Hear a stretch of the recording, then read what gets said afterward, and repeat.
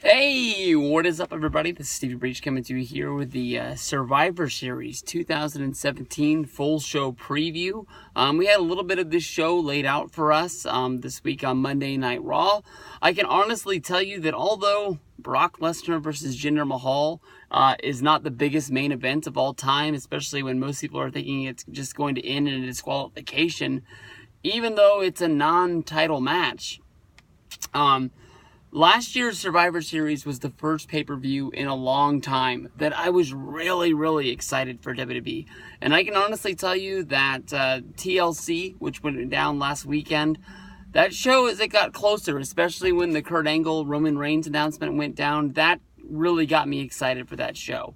But, I mean, as far as, weeks out, getting, ready for Brock Lesnar versus Goldberg, SmackDown versus Raw, that was honestly a really good show. I really liked the layout of the sort of bragging rights that they put out there on the table, and the way that they executed the invasion of Monday Night Raw, especially doing it that early in the angle, because most of the time they wait until like the week of Survivor Series, and it's coming, but still, you get all jazzed up for it as all the blue shirts come running out on Raw, attacking everybody.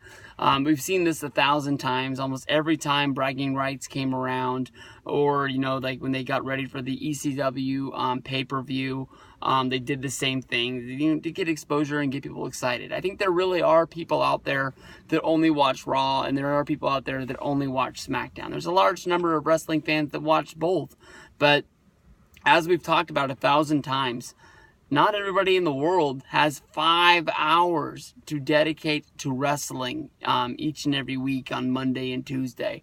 There's other things in the world right now. I mean, there's Monday Night Football. There's good television shows on network television every Tuesday, and people aren't going to want to check everything out. I'm really looking forward to, more than anything else, the 5-on-5 Survivor Series match. The one that went down last year where Shane added himself to Team SmackDown. There's Roman Reigns, I believe Seth Rollins were on the Raw side. AJ Styles and Dean Ambrose, even though they were feuding, were on the SmackDown side. We can all remember, Undertaker showing up the week of on SmackDown. And people were wondering what the hell that was about, and he just basically threatened the Survivor Series team for SmackDown, basically saying that SmackDown was his brand, and if there was any messing around, they were going to have to answer to him. And basically, Dean Ambrose was the one that got AJ Styles eliminated. I think AJ Styles was the one that got Dean Ambrose eliminated, and we never saw from Undertaker again. But it was enough to hype us up for it. A few of the matches that have been made so far of I will say that the Ambrose and Rollins versus the Usos tag match gets me really excited. And then the other matches that have been named so far with the U.S. champion against the Intercontinental champion, Baron Corbin against The Miz. That's a match that in my head doesn't make a lot of sense. But the more I think about it, I think that's going to be a really good match. The Miz has been blowing it out of the water, not only with promos, but with matches for the last year at least. But really been stepping out of the game that most people thought he'd sort of, fell into. But he's been really excelling. And I honestly think that this is probably a match that can win some people over for Baron Corbin. Even though it's not the most sexiest, appealing match, going to be pretty good stuff. When we look at Natalya versus Alexa Bliss, that's another weird match with it being heel versus heel. We have the 5-on-5 women's elimination match. I can honestly tell you that I don't remember a lot about last year's women's match, but it'll work out and it'll be great. That's probably the one thing that doesn't have me jumping out of my seat right now. As far as the 5-on-5 match, when Monday Night Raw was going to make their announcement of who was going to be on the team, that is when Shane McMahon came down and led the invasion. As of right now, I don't think anybody's been named to the team yet. I know that Orton versus Sami Zayn was going to have a match. I know that they've announced Ziggler versus Bobby Roode, and the winners of those matches will be on the SmackDown team.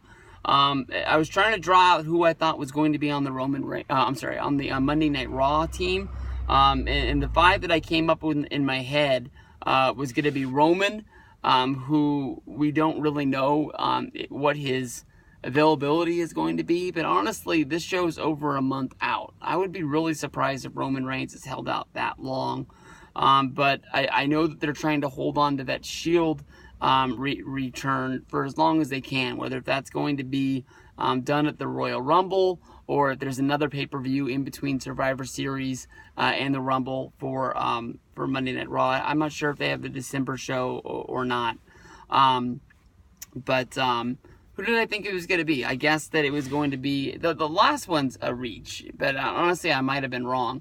I picked Roman, Strowman, Kane, Jason Jordan, and... shoot. I can't remember who the last guy was.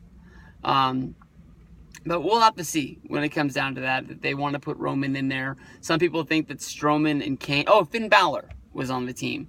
But, you know, the weird stuff is that Kane just beat Finn Balor. It looked like they were leading up to a Strowman versus Kane feud. Some people think that's going to be a one-on-one match along the way. Cesaro and Sheamus are 2 guys that are pretty big stars, former tag champs. They could be on that team. So a lot of question marks still going into Survivor Series. But I can tell you that honestly, sitting right here, right now, even though we're a month out, I am pumped for this show. It's going to be a good one.